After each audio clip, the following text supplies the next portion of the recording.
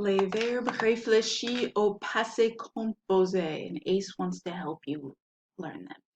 Okay, so you totally know how to do these already. You just don't know how that you know because I'm telling you today. But the fact is that there's not actually anything new in here except to find out the fact that all your reflexive verbs, that's your ones with se, use être to make passé composé. And you already know how to make verbs être and passé composé, right?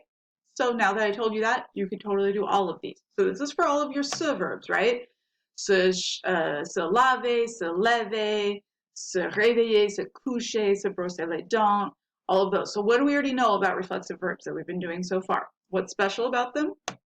They have that extra part, the reflexive pronoun. That's the me, te, se, nous, vous. Where does that reflexive pronoun always go? Right before the verb, right? Je me couche, tu te couches, il se maquille, nous nous brossons les dents. Okay? So where does the reflexive go in passé composé? Goes in the front of the present tense of être, because to make passé composé, we need the form of être, right? And the past of the verb, the me, te, se, nous, vous, is going to go before être. Thank you so much, Ace, for helping. So let's do se réveiller as our example. So we've got je me suis réveillé. So we've got je, the se from se réveiller became me, right? Form of être, suis, and then réveiller is in passé composé.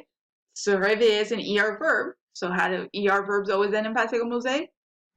Accent aigu. And then what do we always have to remember that we do with être verbs in passé composé? We make that agreement with masculine, feminine, plural. So if you're a girl, you've got the extra E here. So just like we always do with passé composé of être verbs, we've got tu es, il est, right?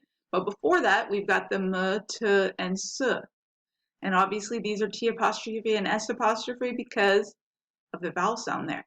So tu t'es réveillé, il s'est réveillé, elle s'est réveillée, on s'est réveillé, with the E for the feminine. So you see how you know this already, right? You already know how to do passé composé of être verbs. The only new thing is putting these here, and we know how to do these from doing these verbs in the present. Plurals, nous sommes réveillés. Don't forget nous is plural, so it's always got the S. Vous êtes réveillés, depends who you're talking to, right? If it's plural or singular or masculine or feminine. Ils se sont réveillés pluriel, elles se sont réveillées pluriel. So other than me telling you, oh, use être, you know how to do these verbs. Voila. So just like Dr. and Mrs. Vandertramp verbs, the ones in the song, je suis arrivé, aller, right? Just like all those, reflexive verbs also use être. So these are the other verbs that use être. And that means you have to make masculine, feminine, and plural. Okay?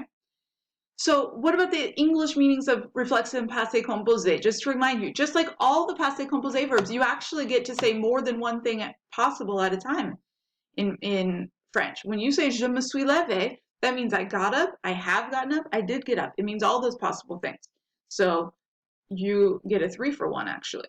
Elle s'est lavée. She washed, she has washed, she did wash. Ils se sont couchés. They went to bed, they have gone to bed, they did go to bed. So remember when you're doing passé composé, it means all those things. And then one more thing. And this is totally a small thing and not a big deal. If you don't do it, I'm going to correct you because I don't want to let you just get by with doing something wrong, but it's not something I'm going to make a big deal of and take off points and stuff like that.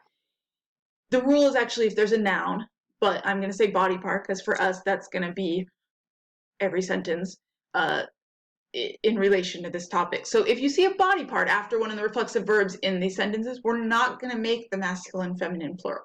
For example, Sarah s'est lavée. She washed herself. The verb has the extra E here, right? Because it's talking about Sarah, what she did. Sarah s'est lavé les mains. Now she washed her hands. So because the hands are here, I didn't make agreement. But because there's no body part here, I did. If we're talking, it doesn't make any pronunciation difference, so it's not a big deal. If you don't put that there, it's no big deal. If you can put it there, you're probably doing better than a bunch of French people with your grammar. So again, I'm not going to take off points, but I also don't want to just give you the wrong answer and everything. So we are going to practice it and stuff. Nous sommes brossés les cheveux. We're probably never going to just say nous sommes brossés, right? I brushed myself. We brushed ourselves. But we brushed our hair because there's a body part here. We're not making the plural here. And when I say body part, it's really noun. But all these sentences for us right now, they all just happen to be body parts. Negative. Again, what two words do we always say that we need to make something negative? Ne pas. Where do they always go in the sentence? Around the main verb. In passé composé, what is that? That's être. So the ne pas goes around the être. Just like in present tense, that me, te, nous, vous, ce has to be the closest thing to the verb. So it's ne, the me or the te, être, pas, the verb. Je ne me suis pas lavé. Nous ne nous sommes pas brossé les dents. So the ne pas goes around the être, but that me, te, ce, nous, vous is the closest thing to être. Thank you very much, Ace.